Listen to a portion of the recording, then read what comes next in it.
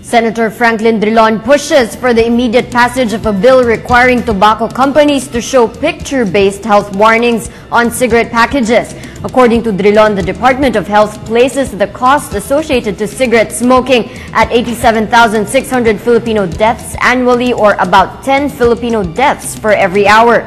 The senator adds cigarette smoking costs an estimated 218 to 416 billion pesos in annual healthcare expenses and productivity losses. Citing different studies, Drilon says that strategically placing meaningful graphic images along with text warnings to cigarette cartons have effectively deterred smoking in other countries.